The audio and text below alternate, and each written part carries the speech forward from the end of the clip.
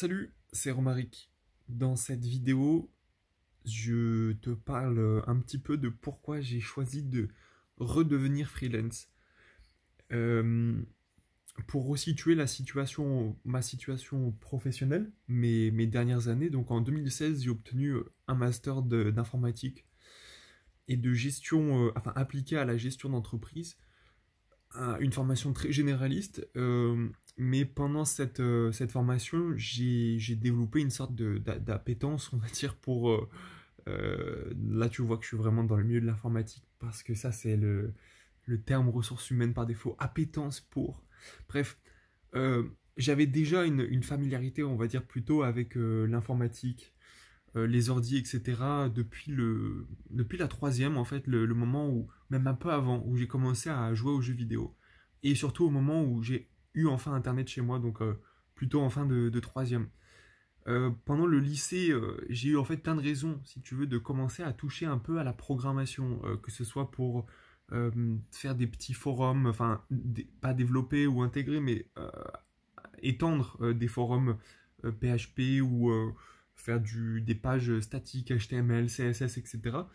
Et donc, à la fin de mes études, soit plus de 8 ans après, j'ai eu l'occasion de m'amuser un petit peu avec le web et de me dire, voilà, ça c'était plutôt pour moi. Donc, suite à mes études, j'ai tout de suite pris la voie du freelance. Il y a d'autres vidéos qui parlent du sujet sur cette chaîne. Je ne vais pas revenir sur cette période, mais cette période s'est conclue pour ma part. Euh, on va dire avec une expérience plutôt négative en 2018, fin 2018, qui m'a donné envie de faire une petite pause avec ce statut qui est quand même assez... Enfin, t'es un peu livré à toi-même des fois. Et j'ai passé plusieurs mois à réfléchir. Enfin, j'avais une petite activité à côté rémunérée, mais pas de quoi vraiment vivre. Donc, je vivais sur mes économies. Et en juin 2019, pour suivre ma compagne, je suis allé à Reims et euh, j'ai trouvé un CDD à l'université de Reims dans leur service informatique. C'était vraiment chouette, notamment le fait d'être intégré dans une plus grande équipe parce que j'ai eu l'habitude auparavant de travailler dans des petites équipes de 2, 3 et puis chose que je cherche absolument pas à réitérer car c'est associé à ma moins bonne expérience mais aussi avec en huis clos avec une seule personne mais aujourd'hui je pense plus refaire ce type d'expérience. Euh, et donc là, j'étais trop content d'être vraiment dans une équipe. On me laissait beaucoup d'autonomie, beaucoup de confiance. J'ai pu travailler vraiment sur des projets qui m'intéressaient. Il y avait plein de projets, donc ça, c'était cool. Mais il y a eu, pour moi, il y a eu plusieurs choses qui ont été euh, rédhibitoires. La première, c'est la rémunération, en fait, qui, de base, était faible par rapport à déjà moi ce que j'aurais attendu si j'étais junior et que je sortais vraiment de fin d'études. Euh, mais là, dans le milieu du développement web, euh, c'était un peu ric-rac. Je me suis dit, bon, ok, il y a des côtés positifs. Ça me fait, ça me fait mettre du chômage de côté. Il y avait plus de jours de congé que dans le privé. Mais voilà, je savais qu'en fait ma rémunération n'évoluerait pas dans les prochaines années si je restais là. Et donc je sais pas comment dire, mais ça pousse pas en fait à se dépasser, à apprendre plus, à vouloir faire plus. Je trouve, en tout cas pour moi, ça me challenge pas assez parce que c'est vrai que quand tu fixes ton prix, bah il y a une attente derrière qui est fixée. Et donc, ben, plus tu te sens, plus tu vas monter ton prix et plus en fait derrière tu es censé apporter des choses. Mais là, tu es toujours au même tarif qui est bas de base. Autre point négatif de rester en CD, enfin, en CDD à l'université là où j'étais, quoi, je vais pas faire de la mauvaise pub parce que c'est vraiment chouette comme environnement. Mais je pense que c'est trop rassurant, c'est trop sécurisant. Le parcours est déjà balisé. Euh, En tout cas, voilà, au bout d'un certain moment, tu passes en CDI, ensuite tu peux passer le concours de la fonction publique.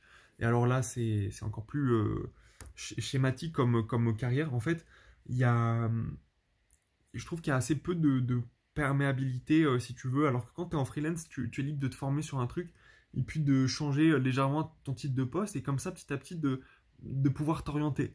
Chose que j'ai pas eu la sensation d'avoir avec une fiche de poste dans un milieu très administratif, puis très hiérarchisé également. Je pense aussi que globalement, ça c'est une problématique du salarial, le côté hiérarchique et puis euh, le côté un peu peut-être linéaire. Alors, je n'ai qu'un fragment de la réalité.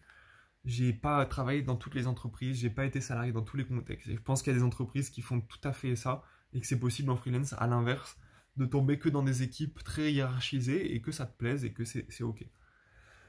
Voilà.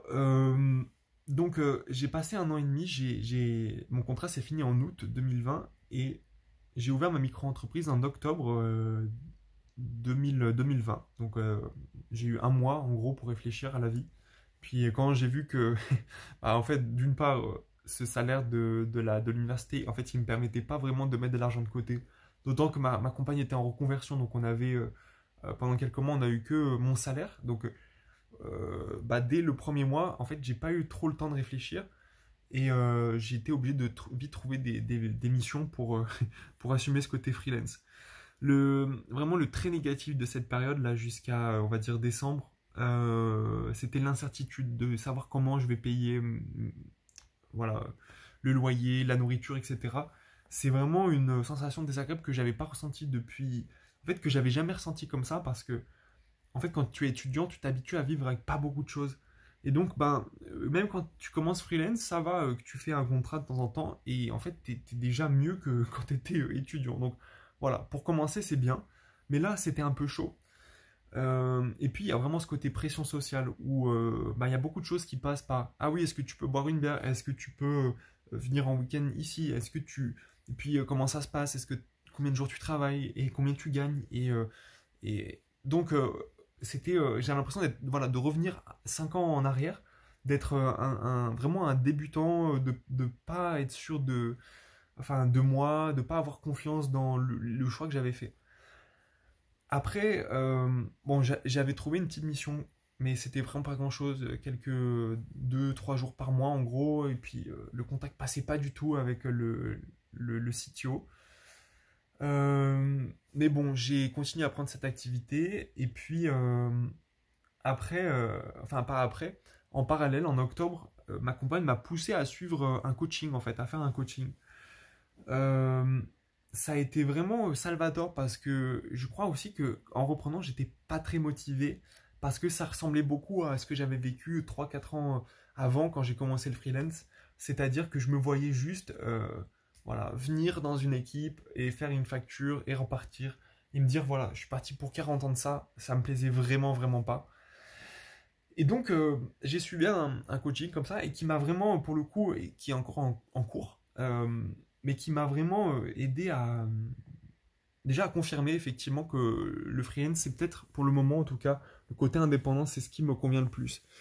Euh, la raison principale, ben, c'est qu'en fait, je veux pas avoir à justifier comment je travaille, le moins possible en tout cas.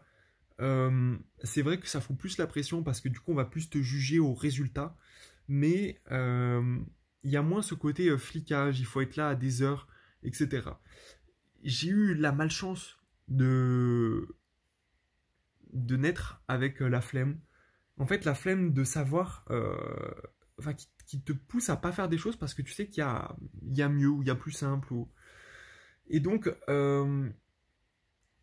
c'est vrai que en investiguant ça pendant justement cette première période de freelance où je me suis quand même autorisé à prendre voilà, des tranches de 2, 3 mois de vacances une fois par an et de me retrouver un petit peu face au vide de sens de mon existence et, euh, et en même temps à voir comme c'était d'une manière très mécanique, très réglée et réglé non pas de façon routinière, mais plutôt par des rythmes qui me dépassent.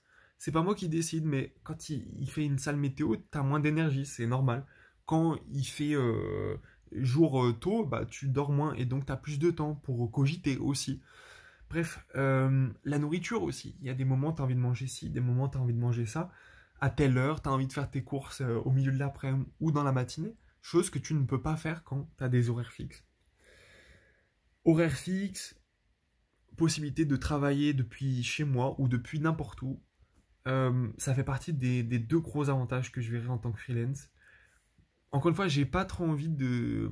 Enfin, j'ai déjà fait des vidéos sur est-ce qu'on se lève trop tôt, enfin bon, sur le travail en général, sur le stress, etc. Pour l'instant, le freelance, c'est le meilleur compromis que j'ai parce que même si il y a ce stress euh, de savoir comment tu vas trouver des clients, comment tu vas honorer l'engagement que tu as vis-à-vis de tes clients, c'est quand même pour moi beaucoup moins effrayant que de me dire, voilà ta vie, tu vas gagner ce salaire et, euh, et tu vas rentrer dans les clous, il va falloir que tu fonctionnes en mode hiérarchique, on te dit de faire ça, tu fais ça, tu questionnes pas. Ça me semblait beaucoup moins adapté aussi à mon côté créatif, à mon côté artistique, que je vois pas du tout comment exprimer si quelqu'un m'embauche en tant que développeur web. Aujourd'hui, en tant qu'indépendant, et grâce à ce coaching aussi, je me vois plus comme un individu, une personnalité, dont effectivement une part majoritaire des compétences à l'heure actuelle de ce que je peux apporter pour le prix auquel je me vends, c'est du développement web. Je vois comme certains de mes centres d'intérêt comme le Green IT, c'est-à-dire l'informatique durable, la sobriété numérique, comme voilà ce côté plus artistique, créatif, ce côté plus philosophique, spirituel, comment il peut infuser petit à petit cette activité de freelance pour me permettre, Graal ultime, de pouvoir plus me sentir moi au travail, en travaillant. Parce que je pense qu'au final, dès l'alternance, j'ai fait un stage suivi d'une alternance dans une même entreprise, un moyen, voire grand groupe.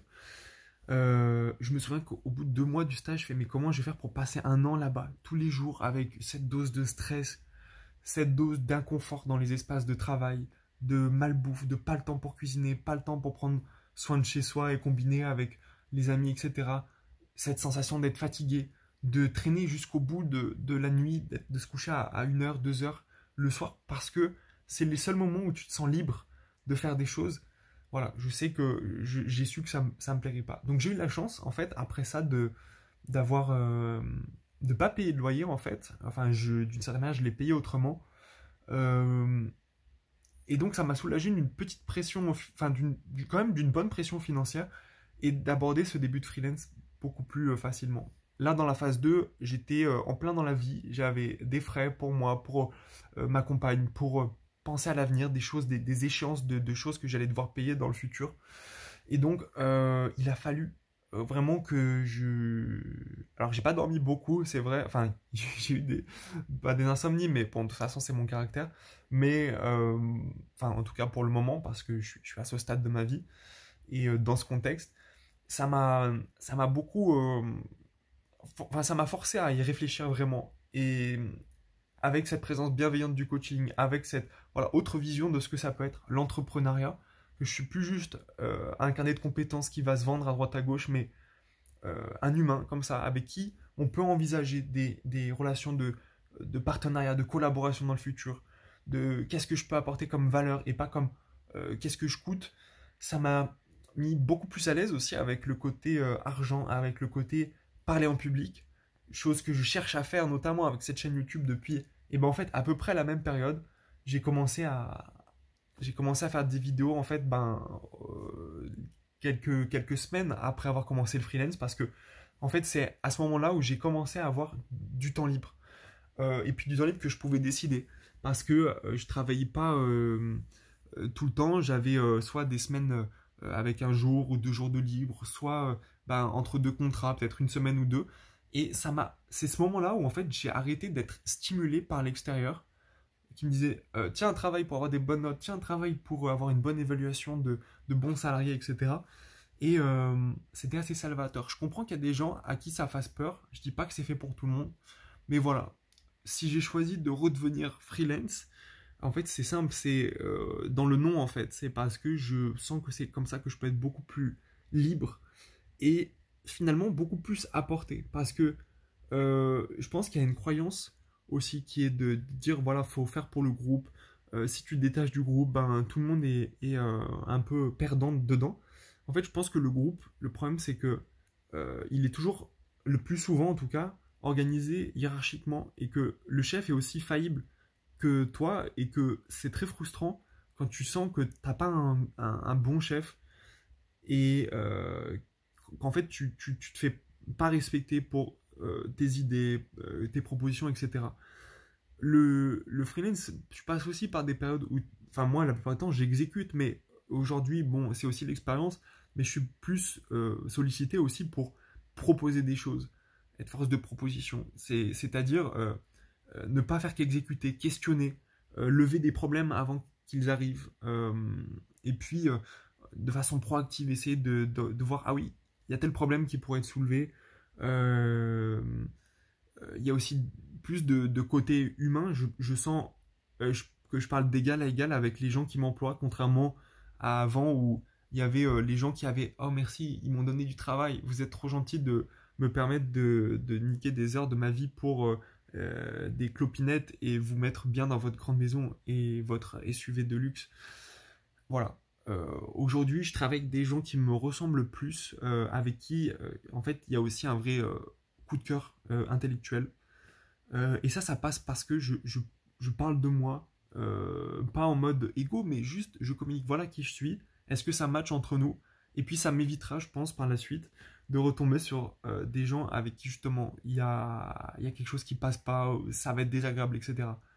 C'est pas grave de filtrer les gens avec qui tu travailles, parce que après ceux qui t'emploient, ils sont vraiment... euh, ils savent quitter, ils savent à qui ils ont affaire, et s'ils sont un minimum intelligents et qu'ils ont du recul, ils savent quoi te confier comme mission pour que tu maximiser la, la, la rentabilité du produit que t'es pour eux, quoi. C'est-à-dire ils te payent comment eux-mêmes arrivent à susciter le plus de valeur à partir de toi. Euh, voilà, ça c'est beaucoup plus kiffant et puis surtout, je sais que voilà, mon entreprise, elle va peut-être changer de forme, de statut, etc. Mais surtout, elle va sans doute changer euh, d'expression, de ce qu'elle me permet d'exprimer. Peut-être qu'un jour, je travaillerai avec d'autres personnes dans notre entreprise, dans notre coopérative, dans notre je ne sais pas quel statut.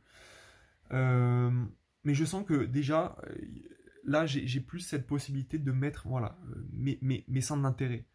Et dans cette entreprise du futur, avec d'autres personnes, peut-être toi, euh, je, j'ai bon espoir quand même, euh, pareil, qu'on puisse aller vers ce qui nous chante, ce qu'on est, notre soi, le soi commun qu'on fait. Ça me plaît beaucoup plus plutôt que d'essayer de rentrer dans des boîtes qui sont pas adaptées. Voilà. La liberté, c'est moins de sécurité, mais si tu fais confiance à l'univers, tu te rends compte que ben, même si tu crois que tu es sécure, t'es pas sécure. Le salarié, il peut se faire virer aussi. Et puis, il peut avoir des choses dans la vie. Par exemple, d'un coup, il devrait fournir beaucoup d'argent, je sais pas, il a un grand projet. Ben, en fait, il peut pas, il est obligé de faire un crédit. Alors que le freelance, ben, si il peut, enfin, il peut très bien claquer 3 mois, 4 mois de sa vie à bosser à fond et mettre un gros pactole de côté, même si il met plus rien du coup pour son chômage, pour sa retraite, parce qu'il a confiance qu'il va retrouver des missions. Voilà, c'est aussi une liberté de travailler plus ou travailler moins selon tes rythmes de la journée, de l'année, etc. Bon, je sais pas ce que cette vidéo t'aura apporté, mais voilà pourquoi j'ai choisi de redevenir freelance développeur web. Salut!